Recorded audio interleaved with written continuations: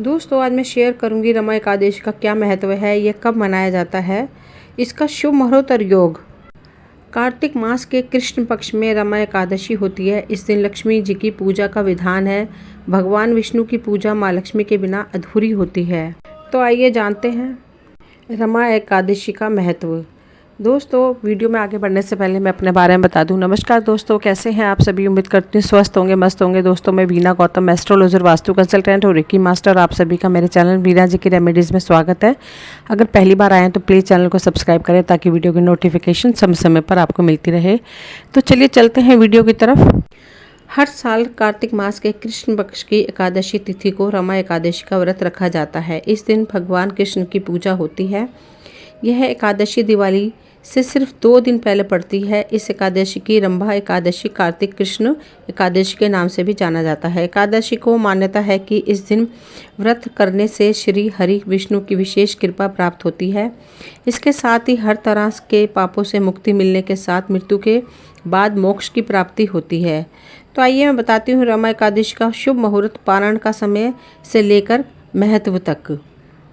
हिंदू पंचांग के अनुसार कार्तिक मास के कृष्ण पक्ष की एकादशी तिथि 8 नवंबर 2023 को सुबह 8:23 पर शुरू होगी, जो अगले दिन 9 नवंबर 2023 को सुबह 10:41 पर समाप्त हो रही है। ऐसे में व्रत 9 नवंबर 2023 को रखा जाएगा। रमा एकादशी का क्या महत्व है वह मैं बताने जा रही हूँ। रमा एकादशी चतुर्मास की आखिरी एकादशी होती है। इसके बाद देव उठनी एकादशी आती है। इसके साथ ही दिवाली से पहले रमा एकादशी पड़ती है, इसलिए इस दिन माँ लक्ष्मी की पूजा करना भी शुभ माना जाता है। माता लक्ष्मी को रमा नाम से भी जानते हैं, इसलिए रमा एकादशी के नाम से जानते हैं। इसलिए कार्तिक मास के कृष्ण पक्ष की इस एकादशी को भगवान विष्णु के साथ माता लक्ष्मी की पूजा करने का विधान है। इससे सुख, समृद्धि, धन संपदा की प्राप्ति होती है। रमा एकादशी को पुण्य कर्म के लिए सबसे अच्छा माना जाता है। इसे भगवान विष्णु के सबसे प्रिय एकादशी में से एक माना जाता है। पद्म पुराण के अनुसार जो व्यक्ति सच्चे मन से रमा एकादशी का व्रत रखता है उसे बैंकुट की प्राप्ति होती है। उसके साथ ही हर तरह के पापों और समस्याओं से छुटकारा मिल जाता है। इसके साथ ही वाजपेयी यज्ञ के बराबर फल मिलता है। रमा एकादशी का शुभ मुहूर्त और पारण का समय क्या है। रमा एकादशी के दिन पूजा 9 नवंबर को सुबह 6:09 से सुबह 8 बजे तक होगी। रमा एकादशी की पारण 10 नवंबर 2023 को किया जाएगा। इस दिन आप सुबह 6:39 से सुबह 8:50 के बीच होगा। इस दिन भगवान विष्णु का तुलसी दल अर्पित करना बहुत ही शुभ माना जाता है। भोग में भगवान को पीले रंग की मिठाई चढ़ानी चाहिए। भगवान विष्णु को परम एकादशी बेसन के पीले लड्डू का भोग लगाना शुभ है। रमा एकादशी का शुभ योग क्या है। रमा एकादशी का व्रत कामधेनु गाय को घर में रखने के समान फल देती है। ये व्रत करने से समृद्धि और संपन्नता बढ़ती है। इस व्रत को करने से लक्ष्मी जी प्रसन्न होती हैं। इस साल रमा एकादशी पर बहुत शुभ योग का संयोग बन रहा है। रमा एकादशी इस बार गुरुवार के दिन पड़ रही है, जो विष्णु जी के अति प्रिय हैं। इसके अलावा रमा एकादशी के दिन कन्या राशि में शुक्र और चंद्रमा की युति से कलात्मक योग बन रहा है। कलात्मक योग से कुछ राशियों को धन वैभव की प्राप्ति होती है। माँ लक्ष्मी की कृपा बरसती है। इस दिन तुला राशि में सूर्य मंगल भी एक साथ विराजमान रहेंगे। सूर्य मंगल की युति व्यक्ति अपने जीवन में बड़ी सफलता हासिल करने के लिए प्रतिबद्ध होता है। दोस्तों साथ ही रमा एकादशी पर गोवत्स द्वादशी का संयोग भी बन रहा है। इसमें गाय की पूजा की जाती है। इसे बछ बारस भी कहते हैं। गाय की पूजा से माँ लक्ष्मी बेहद प्रसन्न होती हैं। इस दिन प्रदोष काल गोवत्स द्वादशी पूजा का मुहूर्त शाम को 5:30 रात 8:06 पे होगा। पुराणों के अनुसार रमा एकादशी व्रत कामधेनु और चिंतामणि के समान फल देती है। इसे करने से व्रती अपने सभी पापों का नाश करते हुए भगवान विष्णु का धाम प्राप्त करता है। मृत्यु के बाद उसे मोक्ष की प्राप्ति होती है। रमा एकादशी के दिन बिना जल और अन्न के व्रत रखकर पीले फूल, फल, तुलसी, गंगा जल से भगवान विष्णु की आराधना करनी चाहिए। उपवास से एक दिन पहले सात्विक भोजन कर व्रत की शुरुआत करनी चाहिए।